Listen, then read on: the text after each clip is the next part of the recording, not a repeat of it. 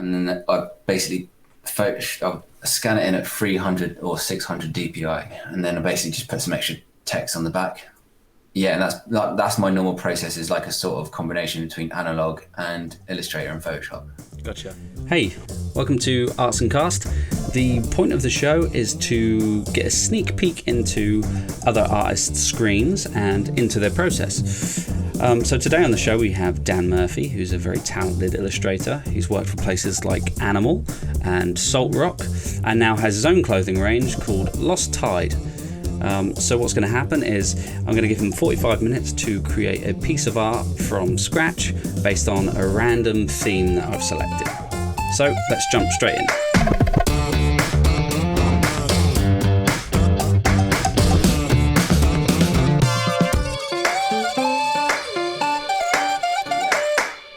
Well, thanks for coming on the show. That's all right. So let me run down what's going to happen. Okay. Because we're going to be able to chat while it's happening anyway. So I thought let's sort of set the ground rules, and then we can go from there.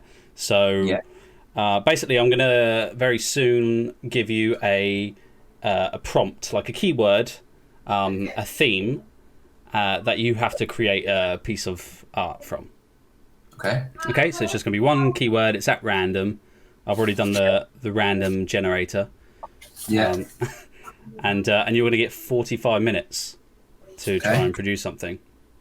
All right. Okay. So it's quick, but ultimately it's just about, like, I don't want you to hide any part of the process. You know, if straight away you're the type of person that needs to Google something, get some reference images, and that's great. You know, if you're the sort of person that just likes to doodle something straight away, that's great. Just whatever it is, just to get started, and I want to see the whole thing basically. Okay. And see how things go from there. How's that sound? I'll say yes. I'm ready to play. Cool. All right, great.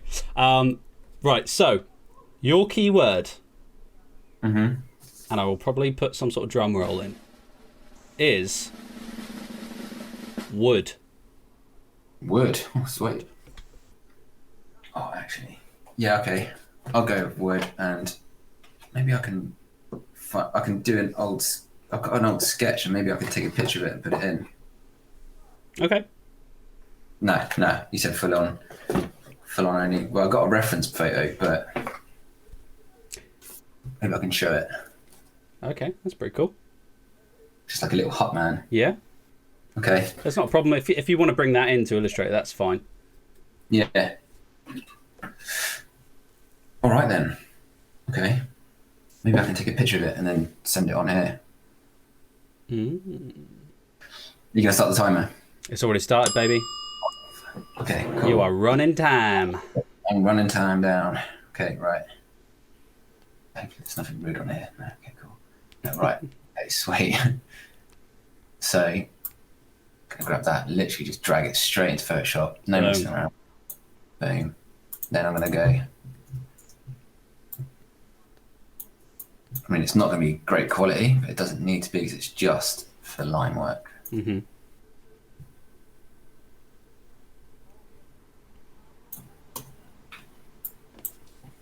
Oh, where are you going?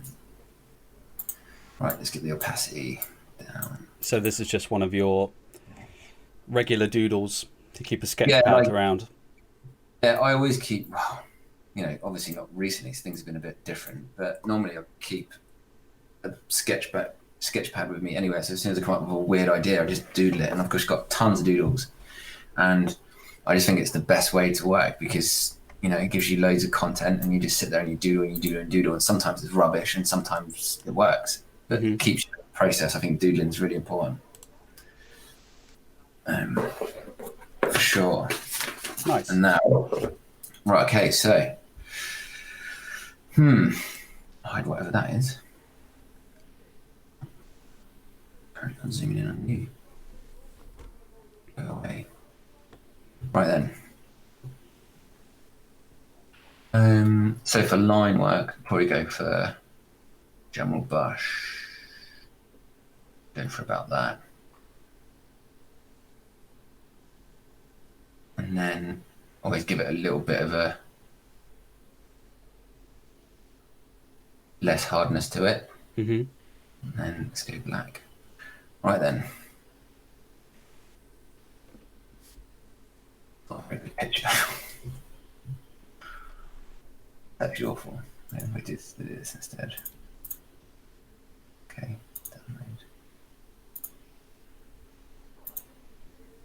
It's been a long time since I've done a straight up Photoshop illustration, because sometimes they can be a bit.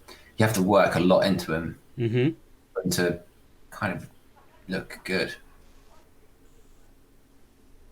Well, I mean, you got a great advantage of the theme just happening to be, you know, something you've sketched up recently, and Yeah, you've got a great reference to start from. So this will be cool. It'll be just a way of essentially sort of finalising those doodles in Photoshop and some of the ways you can do that. yeah. I mean, I suppose that's as a working designer, illustrator, or whatever it is you're doing, to keep on having little ideas is always good, because you can always reference it to it, and it's like our way of like kind of keeping our skills warm. Mm-hmm. Keeping that water warm, baby. Okay.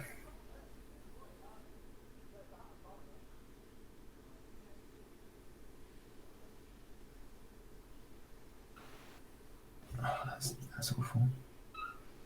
Why is it doing that then? Something to do with the flows moving.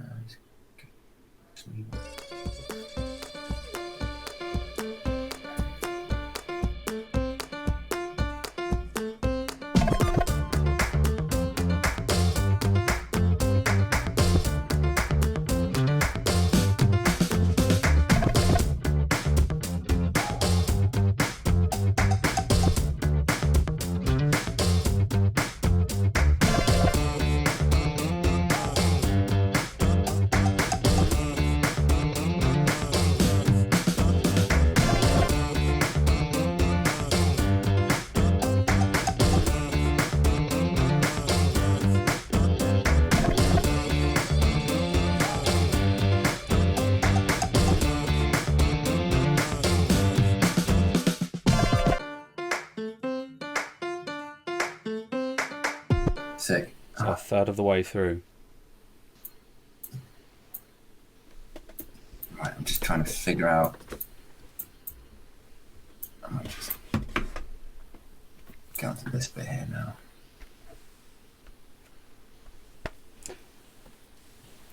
Oh my god, that is super laggy again. It's moving you on. Try go into the preferences for me. Go into performance. You're using 70% for Photoshop. Okay, that's pretty good. I mean, you could ramp it up and see if that helps at all. We see that little meter. Just go up to like 90 maybe. Yeah. Just see if that makes sense. Let's push it. Let's push this baby. Push it. I don't know. It might work. Yeah, it looks smoother. Yeah, it's actually tons better. Nice. I think that's probably going to have done the trick.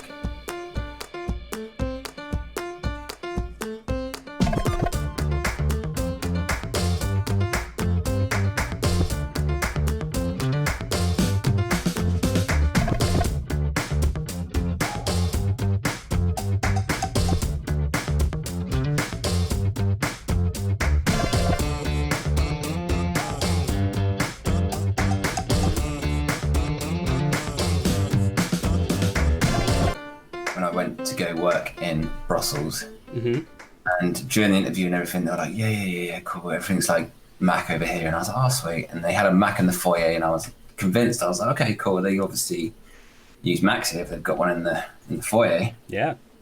Turned up, there was like a relocation sort of job, so I got relocated to wherever it was I was going, Brussels, to this company. Yeah.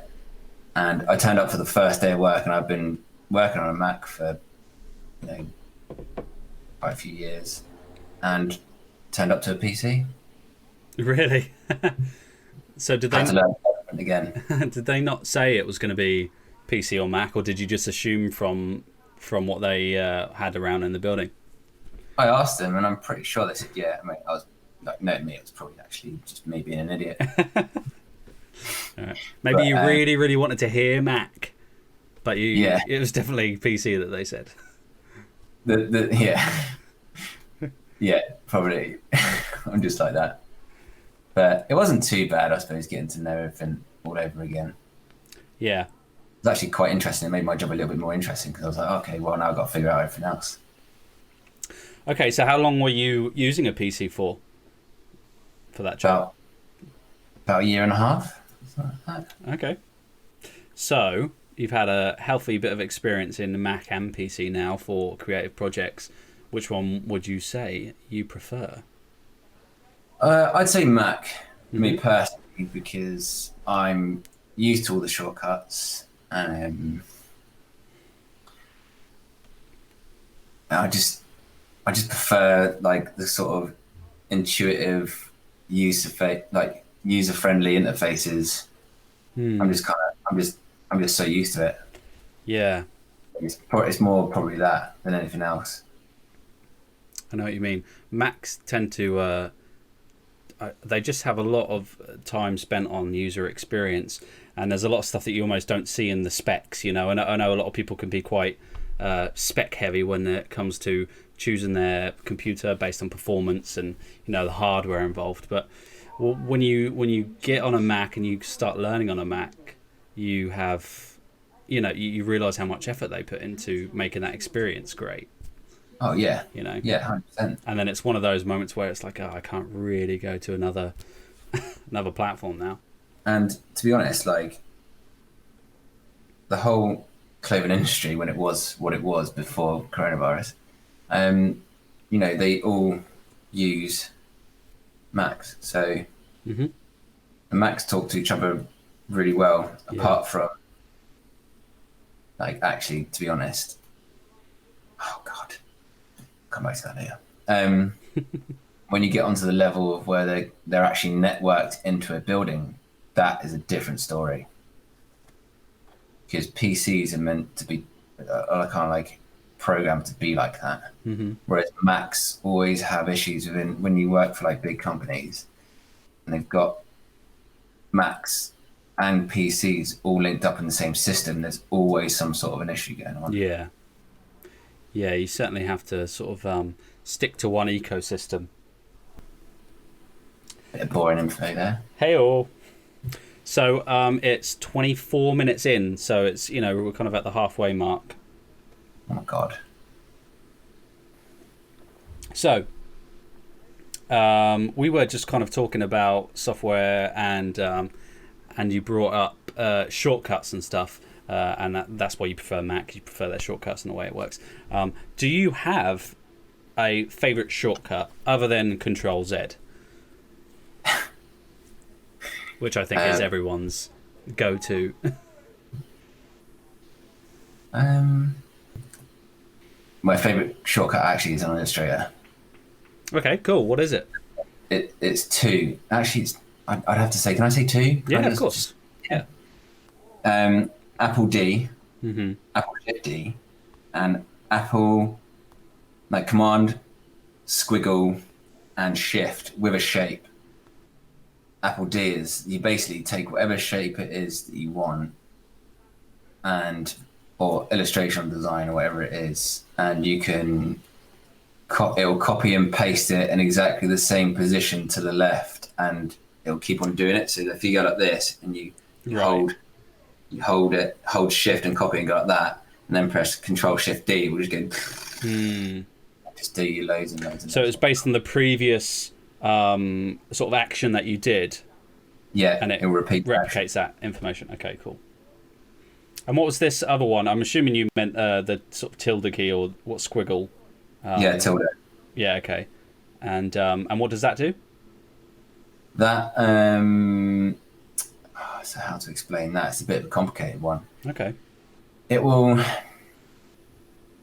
randomly spread out your Illustrator paths. Oh. Like if you've got like a shape and you're going like this, or you're going like that, or you're doing this with it, It'll basically create steps between all of those movements and paths, like almost creating like a skeleton of Wow. like fractal patterns. Mm-hmm. It's a bit of a crazy That one. sounds pretty cool. It's amazing. I love it. And you can always grab those and put them into Photoshop and put textures for them and all the rest of it. Nice. I'm kind of regretting this picture right now. Yeah, and that one's. I love playing around with it. It's well fun. Nice. So you graduated 2013 from Southampton Solar. Main road. You did a course in illustration. Oh, no. And then 2013, you joined Animal as a graphic designer.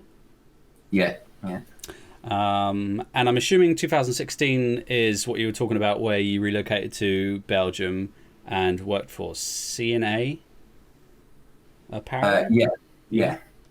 Cool. And then a year after, 2017, SaltRock as a senior graphic designer. Yeah. Nice. Yeah, that's right. And then a triumphant return to Animal. Back to Animal. Yeah, kind of backstepped into the same brand into a brand that I left, which, sometimes they say you shouldn't do, but at the end of the day, I knew exactly what the work was. I knew exactly who the people were. Some of the people that worked there taught me pretty much everything that I know now. And it wasn't for them, I wouldn't be where I am now. Gotcha. And, things that my job weren't exactly going how I wanted them to. So I was like, oh, do you know what? I'm just going to, and my creative director at the time kind of like approached me and was like, look, this person's handed in their notice and I can't think of anyone else that, I would want to do it. And I was like, okay, sweet. It was Nice. like, just apply. And I was like, okay. So I got pretty stoked about that. I was like, yeah, okay, I'll go back. Yeah, that's a nice story. Cool. So were there what's some of the differences between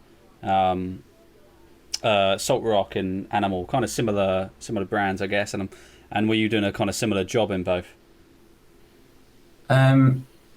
Yeah. Well, actually, no. SaltRock, I was doing a lot more. God. SaltRock was one of those companies where it was like, hey, yeah, do another person's 30 grand a year job on top of yours. And I was like, okay. Well, I did it anyway because I wanted the experience, and I was like, okay, this is gonna be great. It kind of like wore me down, and it kind of actually took away from everything that I fell in love with when it came to like drawing images for that industry, for the surf industry. Mm-hmm. Because like POS isn't exactly my bag. I'm not exactly super experienced in the terms of like producing and manufacturing point of sale inside store. Yeah. But I still had to do that when I was there with very limited tools available, and basically from what I could guess, just do that because they asked me to. So I did that, and it was good fun. It was a bit boring because I'm more a sort of like illustrator drawer. Like, if you asked me to draw a camper van or do like a boat in the sea or something, then I'd be like, yeah, cool. But then if you ask me to do typographical pound signs saying like sail time now, I'm like, oh, God. No, I'll still do it, obviously, and I'll still try and find a way to make it fun. Gotcha. But it's not like my go-to. I mean, there are ways of making that kind of work fun, but if you're doing it all the time, it's a bit laborious. Yeah, for sure. And what question were we on again? I guess the main differences between those two companies, and I guess really you've spoke about your responsibilities in both, but maybe things that you notice about their processes and stuff between the difference between SaltRock and Animal and how they do things differently. Well, there was still quite a lot of similarities between the two because they're essentially surf brands. Apart from like Animal was a little bit more corporate. It was a little bit more. It was on a lot larger scale. Designs were across a lot more bigger buys and bigger orders. whereas Salt Rock was a little bit smaller because it was Gotcha. more of a sort of family, like run and owned company. Mm-hmm. And I mean, they both had their pluses. I mean, at Salt Rock, I could pretty much do what I wanted so long as it was within terms of the branding guidelines. Whereas, and I could kind of sign it off myself. You have like a process in these brands, which is like you do your research, you present your research, you then create a range based on like drawings and graphics, and then you show them to someone, you sign them all off, they give it the approval, and it goes through so many different people. Whereas at Salt Rock, I kind of go, oh, I've got this really sick idea. Hey, check this out. And they'd be like, yeah, cool, put it on a t-shirt. I'd be like, wicked. Awesome. Yeah, that's ideal. We still had those steps. I was just very much more in charge. Well, not more in charge, but more sort of involved with the steps than I was when I was at Animal, because it has to go through a creative director, then it has to go through a few more heads. But that's what I'd probably say the main difference is. Just over 10 minutes.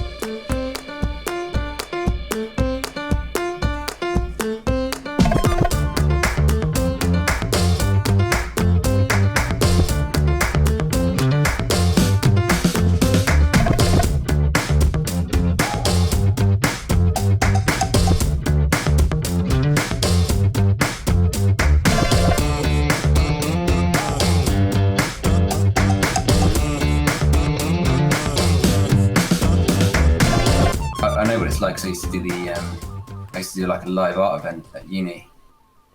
Ended up raising money for my final major project in the Coningsby Gallery in London. Lovely. So what was the concept for Sketch Out again? 2 artists on stage with 2 8-foot by 8-foot canvases just to come up with the best illustration in 90 minutes. Nice. And they could just sketch material. whatever they wanted, basically. Yeah, with no reference material, anything like that. But here's the twist, and there is a twist. It was a nightclub, right? And there was people dancing and partying and throwing beer cans at them while they were trying to draw.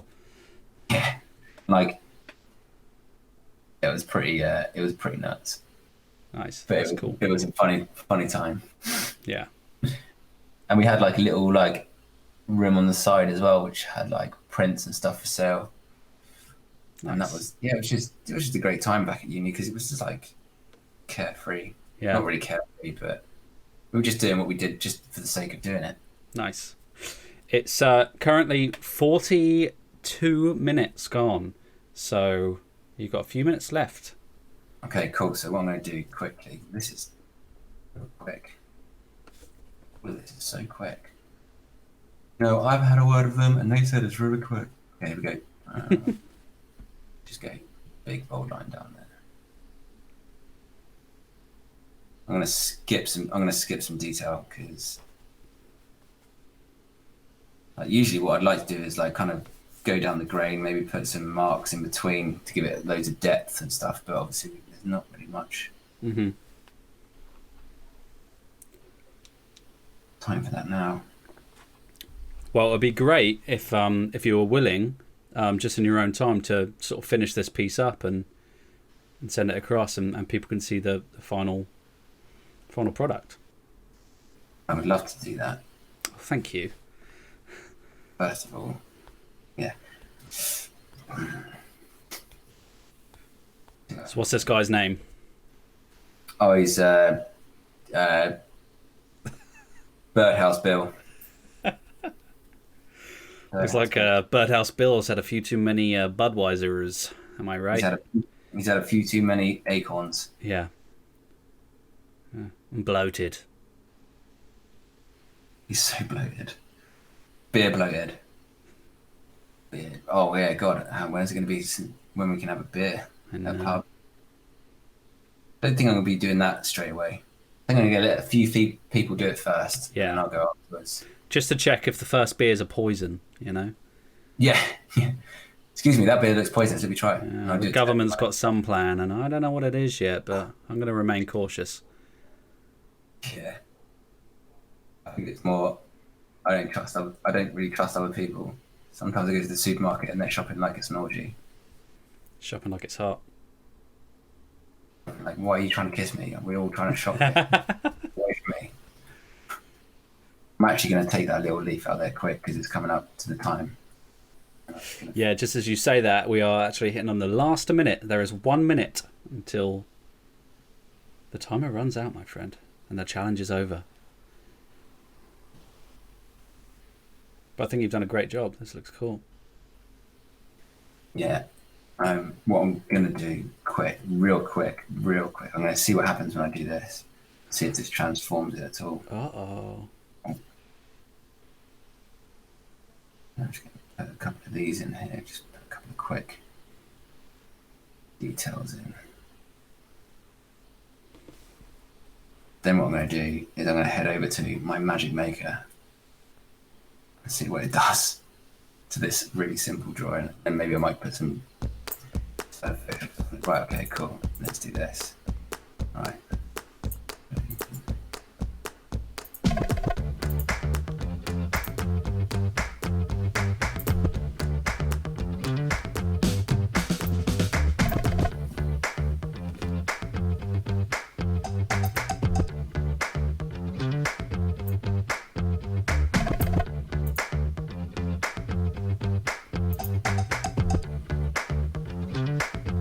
Okay, and that's the timer done. So just as a last thing, can you explain what you just did there? What I just did there was an action that, oh God, I wish I'd done a bit more. It's crap. What I did there was just an action that helps like texture all the line to Very kind of cool. give it a little bit more like of a hand feel on it. Yeah, that's really nice. And that was by where was the place that you got those actions from again? True Grit Texture Supply. True Grit Textures. Okay, cool. And when it's not rubbish, when it's not, anyway, when you've got like a complete image or a line work or any sort of drawing, you can put it in there and give it a good old once over. It's awesome, man. I think you've done a really good job, and you can see how it's progressed, and I think it's going to be cool once it's finally done. Awesome. Good job. Yeah. Commence the cheering. Woo. Nice. Cool, man. Well, thanks for doing that. Just as a last thing, without you cancelling your screen share, it'd be quite good if you wanted to talk about kind of LostTide. You can find the website. If you want on your screen, you can kind of run us through some of the products you got on there. And, or a live demonstration. Look at that. Who's this guy? This is a tea called Worth a Sniff. He's a devil. Of course he is. Yeah. I had this idea when I was over in Devon about a story it's called Lucifer Loves the Ocean, and it's also about how the devil can enjoy the sea like everyone else, but everyone's scared of him at the beach. And he torments people like with his tail, or he does like loads of like little weird things in the sea. And I did like a whole like weird sketchbook of some bits somewhere in this pile of sketchbooks over here. Oh my God. Honestly, I've been sorting through all this for my design ideas. I took books traveling and got loads of stuff in there. Wow. And so the idea is that Lucifer loves the ocean too, and even the devil can enjoy himself. So it's like a message we can all enjoy. Do you want to show us the site and some of the t-shirts you got on the website? Oh, yeah, cool. Yeah. Okay, LostTide.tmill.com. Yeah. So during the time of coronavirus, and obviously being and not really having much money, because you need a lot of money to put into this kind of a thing, especially any sort of brand or t-shirt thing, you need to invest, and it's very risky investing in stock anyway at the time if you can't sell it to people out in the street or out and about. So I went for a platform which is more of a print on demand service. So it's like it's drop ship and it's print on demand, so it's only produced when it's clicked. So I don't have all this in a bunch of stock. Basically, as soon as you click on a t-shirt and you go onto whatever size you want, it's then printed and produced. Great. No Oh, there you go. Yeah. No So yeah, wastage. no wastage. So this is that Devil T I showed you. Lovely. And we've got, this is just like the brand logo Yeah. I created. You've got that in a couple of colours as well. Yeah, yeah, just like two nice tight colorways, but they also link in with the other designs. The red on here That's links in great, with the the red on red. the devil, and also the red on this dragon, which is a front and back t-shirt. Oh, this is cool. This is a cool piece of design. It's actually probably one of my favorites. I love it. Nice. It's called the Drifting Dragon, and they're supposed to be like surf fins inside his head instead of horns. Ah, okay. Very cool. But it's yeah, you wouldn't really get it unless you would unless someone told you, sort of thing. It was kind of a subtle hint. And so there's jumpers and bags and stuff as well. Yeah, so this one here, it's just like a little sweet emblem that's just quite nice and easy wearing. It's not too full on. You know, you can imagine just going to a quick little dinner party with your mates and you can wear that and it wouldn't be too overpowering. Mm-hmm. And then this one here was something I drew when I was at Saltrock on the side. I was using water-soluble pencils for some of the first times. And I used that to create this. And it's actually got two fins on his teeth. So they're surfboards. Nice. As teeth, so I thought that was quite cool. fun. So it's actually a pencil drawing. Oh, okay, cool. Wow. So this bit here is this bit here is pencil. Mm-hmm. This bit here is like sort of water soluble pencils to create like a watery gradient. And then I basically I'll scan it in at 300 or 600 DPI, nowhere less than 300 DPI. Because 300 is like kind of the perfect amount when it translates onto t-shirts and stuff, because you always lose a bit of detail through printing. Gotcha. So I scan it in at 300 DPI, and then I basically just put some extra text on the back and just had that like that. Mm-hmm. And yeah, and that's my normal process, is like a sort of combination between analog and Illustrator and Photoshop. Gotcha. Combining the two worlds. Yeah, because there's certain things that I can do with paper, like even just like the little textures of like the shading and stuff. I kind of I don't feel like I can replicate very well in Photoshop. I know there are people out there that can do it, but I don't. I just rather draw with pencil. For sure. Yeah, there's something nice about just pencil on paper. I think it's always going to be that way. Yeah, and I'll show you a little thing that I absolutely love that I did today. And this is the little snippet preview. Oh, a lot of recovered documents there, I see. Oh man, Is yeah. someone not saving? Luckily, I've actually time captured my thing to a new hard drive that I bought recently, so I'm actually good now. But living life on the edge. There's two actually. I'm going to show you two, and this I'm going to put the background on. Nice. This is one. Wow. And so this was sketched first as well?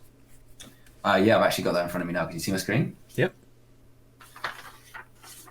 Very cool.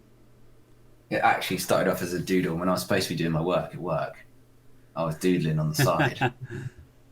Nice. And I was, this might do a thing. And some people looked at it in the office and they're like, that's cool. Yeah, that's cool. And I was like, they're not getting it. You're obviously not getting it. So I took it to myself and just like, yeah, cool. There you go. Well, look, man, I hope that one flies off the shelves. Look at the little dude. What's his name? His name is Cam, because he's a chameleon. That's good enough for me. Cool. And then also this, so I surf as much as I can, and during last summer I used to go back and visit friends quite a lot and stay in my van and sleep in there, and sometimes take a sketchbook with me and just like cook some dinner and sit in the van and just draw, like wherever it is. Like I did it when I was traveling in Oz, and I kind of like it because instead of having to think about reference material, I got to think in my head about what it is I'm drawing.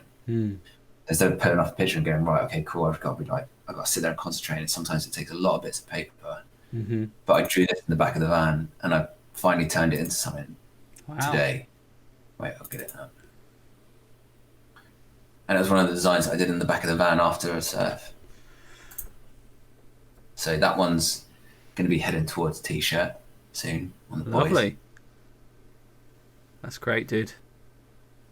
Yeah, this was a different. This was a technique I was just kind of practicing with in my drawing, which was like just cross hatching like shape and stuff. Like just cross. That's just like. Wow, yeah. Yeah, zoom in on that. You can really see the detail. Yeah. Yeah. Look at that. And some of these bits here where you see that like kind of like relief there, that highlight, it's actually like a very thin white Posca paint pen. So I'll go on as much detail as I can with the sketch, and then kind of like work into those black areas with a little bit of white to kind of pop out areas as well. Nice. If that makes sense, I suppose. That's incredible, man. That's really good. All right, dude. Well, yeah, thanks. It's been emotional. Thanks for the chats. Right. Thanks for the tips. And yeah, thanks for coming on the show. That's all right, mate. Speak soon, all right? Bye. Bye.